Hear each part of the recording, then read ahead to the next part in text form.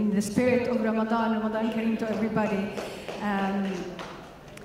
I think the language that the Palestinians have learned through the years is the language of hope. And my message to the people of Israel who are with us tonight is that do not underestimate the power of hope. It makes people go on for a long time, but do not take it also for granted. And one of the things that I always refer to is a story. This is a conflict about narratives and identity. And my grandfather's story was about him and Jewish and Christian friends driving all the way up to Haifa for a concert by a Lebanese singer, and then in the morning they are in Beirut, and in the afternoon in Damascus buying stuff, and then through Amman back to Hebron in 2 days. And for me, that's the map. If anybody asks about the map, that's the map. And that's the vision, where people can actually freely move from one place to another, where the Middle East is owned by everyone and everyone has the right to live equally in it. I want that vision back to us, to the Palestinians, to the Israelis, to the Jordanians, Egyptians, everybody. We all come from a place of victimhood.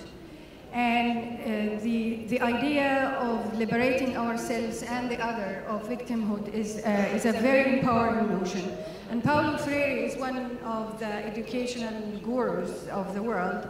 He always had the idea of that he put most of the responsibility of liberation on the people who perceive themselves as oppressed.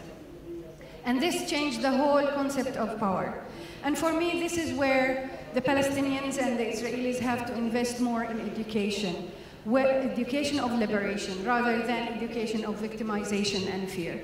So the new language is about liberation, is about inclusivity, is about responsibility. If the Palestinians have the capacity and the courage against all the odds to go and speak to the Israelis, I would think that the Israelis have the same responsibility to talk to those of the Israelis who don't believe that there is a possibility for peace.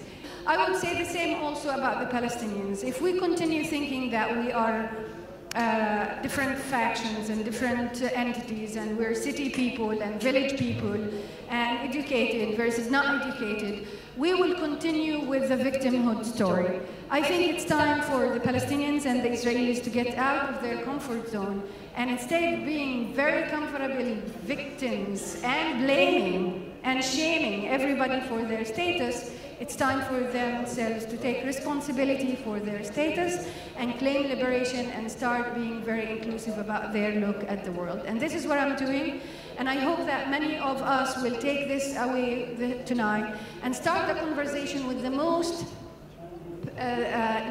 person that you are politically against his political views.